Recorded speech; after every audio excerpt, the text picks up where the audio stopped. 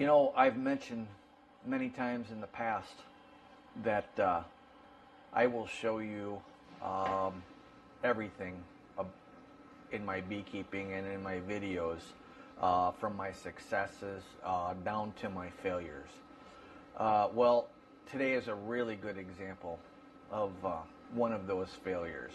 And the following video, which took me, well, probably about 4 or 5 hours to complete, was a complete and utter failure. But I'm going to try to get it down to under 10 minutes. More for humor than anything, but you know, maybe so that you don't run into the same issues that I had. I wanted to experiment with a third method of feeding bees, and that was called fondant, which is made on the stove. And I tried a recipe, and I made a couple of different batches trying to get it right. And after 20 pounds of sugar wasted, pretty much, I'm calling it a day for that. So here's the following video, and you know, don't try this at home. Okay, so while we've been away, the water has come to a boil, and I'm going to add the. I have measured the 10 teaspoonsfuls of lemon juice, and I'm going to add that to the water right now. And then we're going to dump the water into the pot. And the reason we do this, I heated it up, the water up. You don't have to, you can heat the water up in here, that's fine. It's just quicker with the stainless steel pot for me.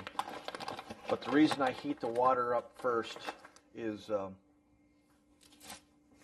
it dissolves the sugar syrup, or the sugars, a lot faster.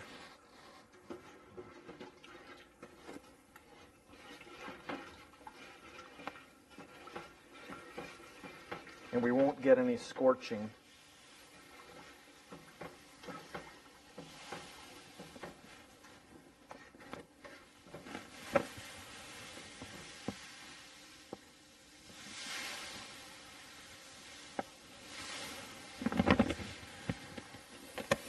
Of the sugars. Okay.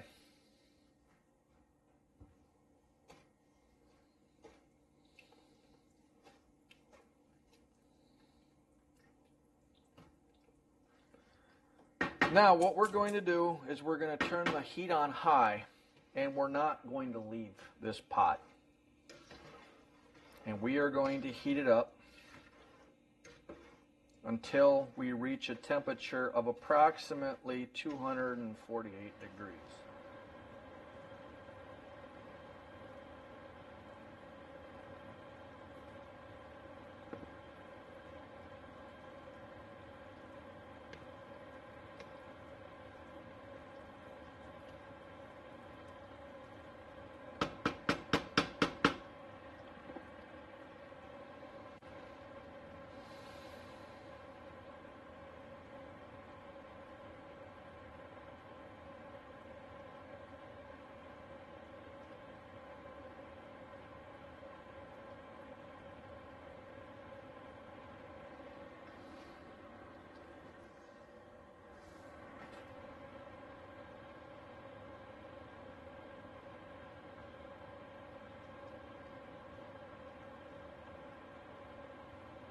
Yep, it's continuing to rise there. So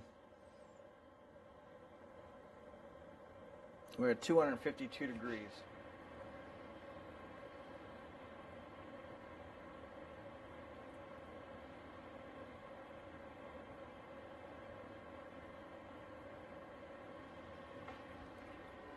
So there we go. We got her on a slow boil there. See if you can see that.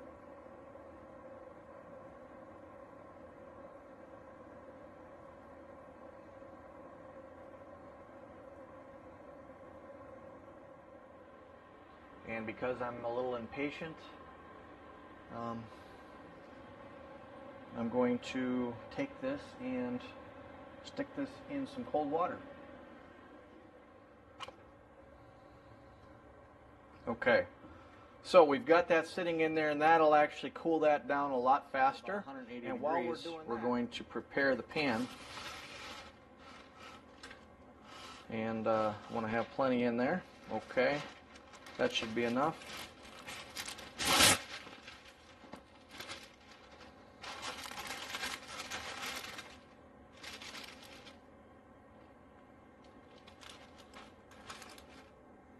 Okay, and then what they tell you to do, especially if you're not leaving it in the wax paper and you're going to do something with it, is you can spray a little bit of Pam on the wax paper to get it to not stick so bad.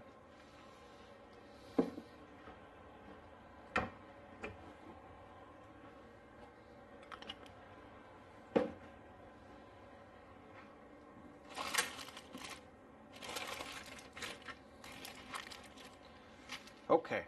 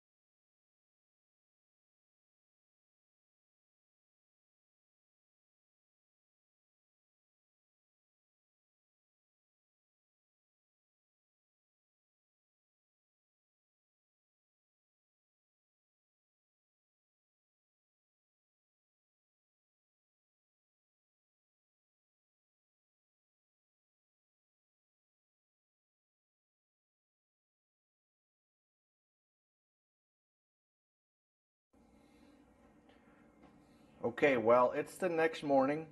I have to say that these,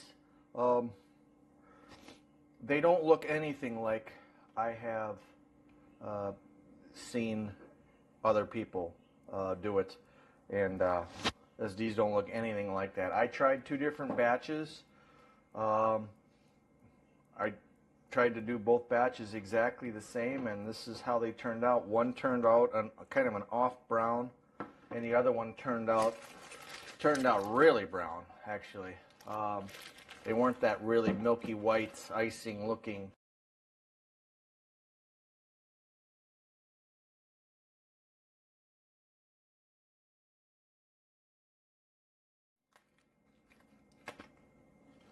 Coffee filter a little bit, so it's going to stick a little bit more, but it still works out fine. You won't be able to peel off the coffee filter at all, but the bees will chew through that no problem. And this is the same way. I can kind of bend it around and do whatever, so that turned out really well. On 2, 3, 4 pounds there, so that leaves me with 6 pounds here. I can cut this into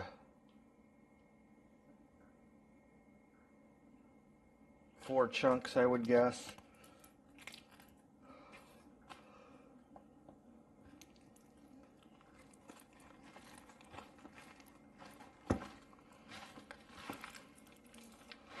This is really sticky stuff. Holy buckets. This is probably more sticky than you want. So there you go. This is how this stuff works. This is like taffy. This isn't what you want. This isn't the consistency you want. The bees will eat it, I'm sure, but you wanted something a little softer that you can cut. This is kind of funny. I'm actually going to eat this.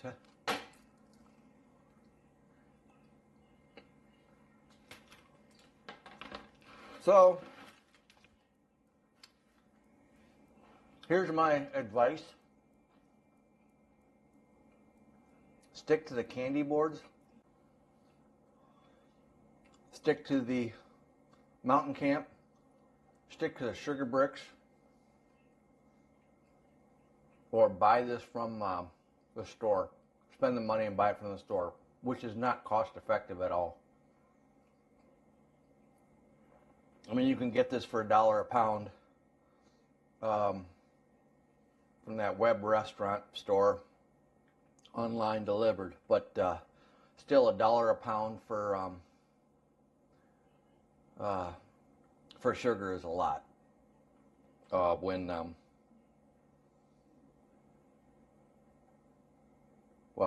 $1 a pound for sugar is a lot. So this isn't really, like I said, this isn't what I had in mind when I was doing it. I was hoping I could cut it a lot easier. This is, well, it's a mess, actually. So, there you go. A failed experiment. I learned a lesson. I hope you did. You know, if you've done this before and you've succeeded, great, good for you. But I tried twice with a recipe that I know works. But the temperature is absolutely critical for your method of doing this. So, you know, I can still put this on my bees, no problem. I just have to struggle with getting it all cut up. Take care. Well, what did you think? Kind of a real mess. It's a day later, and really all I'm left with is two absolutely sticky blobs of sugar taffy. You know, I'm sure if I stuck this on a beehive, bees would probably eat it. The unfortunate part about it is I literally can't cut it with any known appliance because I've tried to cut it with a knife and it literally just sticks to the knife and it will not come off the knife. So that's a real humorous aspect of it. I probably should have just poured them all in little molds like this, and then not done something stupid like stack the molds on top of each other, because literally they're all now sticking to each other, and now I have one big